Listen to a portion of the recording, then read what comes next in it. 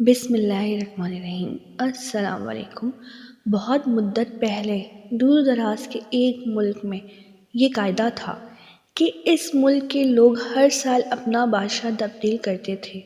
جو بھی بادشاہ بنتا وہ ایک عہد نامے پر دستخط کرتا کہ اس کی حکومت کا 1 سال مکمل ہونے کے بعد وہ اس عہدے سے دستبردار ہو جائے گا اور اس ایک دور دراز جزیرے پر چھوڑ دیا جائے گا جہاں سے وہ کبھی واپس نہیں آ سکتا۔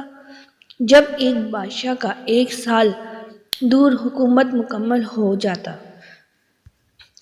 تو اسے ایک مخصوص جزیرے پر چھوڑ دیا جاتا جہاں وہ اپنی بقیہ زندگی گزارتا۔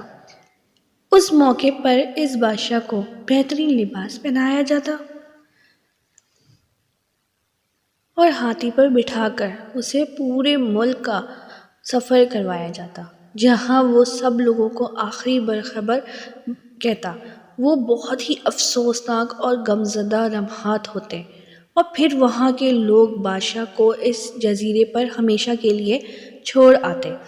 ایک مرتبہ لوگ اپنے پرانے بادشاہ کو جزیرے پر چھوڑ کر واپس آ رہے تھے کہ انہوں نے ایک ایسا سمندری جہاز دیکھا جو کچھ دیر پہلے ہی تباہ ہوا تھا، اور ایک نوجوان شخص نے خود کو بچانے کے لیے لکڑی کے ایک تختے کا سہارا لے رکھا تھا۔ چونکہ ان لوگوں کو ایک نئے بادشاہ کی بھی تلاش تھی، لہٰذا انہوں نے اس نوجوان شخص کو اپنی کشتی میں بٹھا لیا اور اپنے ملک لے آئے اور اس سے 1 سال کی حکومت کرنے کی درخواست کی۔ پہلے تو وہ نوجوان نہ مانا، لیکن پھر وہ 1 سال کے لیے بادشاہ بننے پر رضامند ہو گیا۔ وہاں کے لوگوں نے اس سے بادشاہت کی تمام اصول اور طریقے سمجھا دیے اور یہ بھی بتایا کہ 1 سال کے بعد وہ اسے فلاں مخصوص جزیرے پر چھوڑ آئیں گے۔ بادشاہت کے تیسرے دن ہی اس نوجوان بادشاہ نے اپنے وزیر سے کہا، مجھے وہ جگہ دکھائی جائے جہاں گزشتہ تمام بادشاہوں کو بھیجا گیا تھا۔ بادشاہ کی خواہش کا احترام کرتے ہوئے اسے وہ جزیرہ دکھانے کا اہتمام کیا گیا۔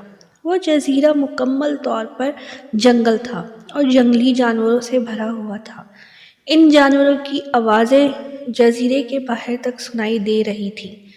بادشاہ جائزہ لینے کے لیے تھوڑا سا جنگل کے اندر گیا اور وہاں اس کے پچھلے تمام بادشاہوں کی ڈھانچے پڑے نظر آئے۔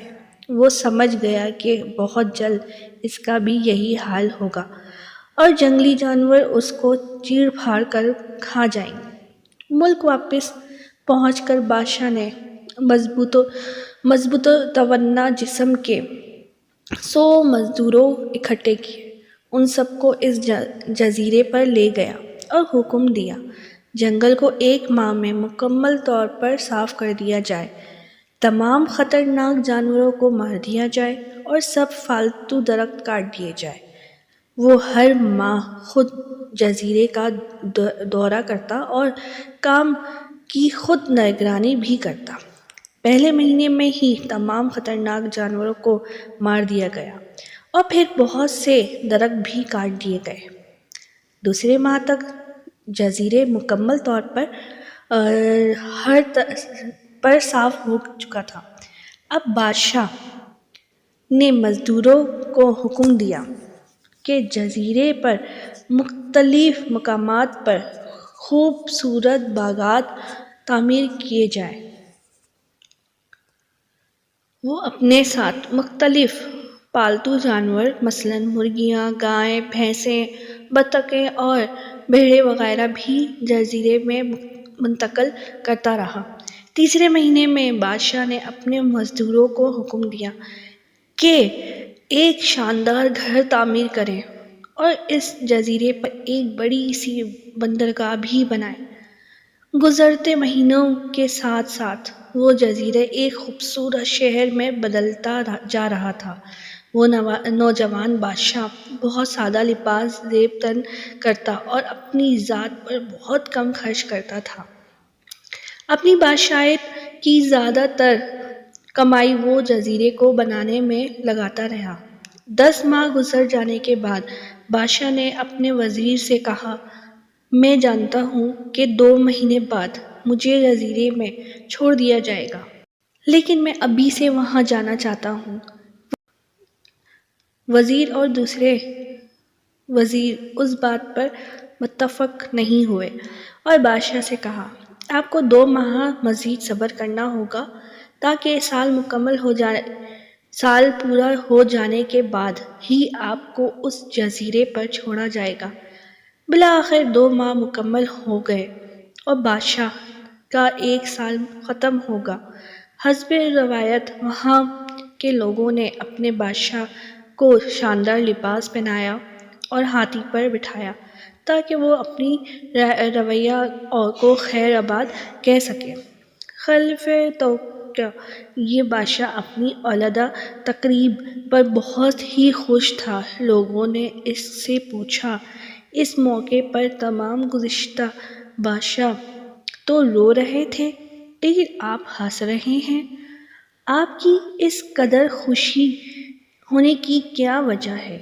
اس نوجوان بادشاہ نے جواب دیا، تم لوگوں نے داناؤں کی وہ قول نہیں سنا، جب تم ایک چھوٹے بچے کی صورت میں اس دنیا میں آتے ہو تو تم رو رہے ہوتے ہو اور باقی لوگ سب ہنس رہے ہوتے ہیں۔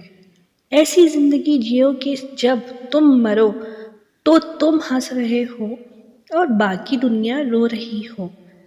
میں نے ایسی ہی زندگی گزاری ہے۔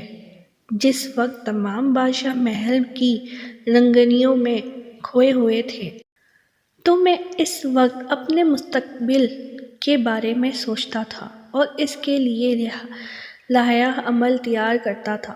میں نے اب اس جزیرے کو ایک ایسی خوبصورت قیام گاہ میں تبدیل کر دیا ہے جہاں اب میں اپنی باقی زندگی نہایت چین اور آرام و سکون سے گزار سکوں۔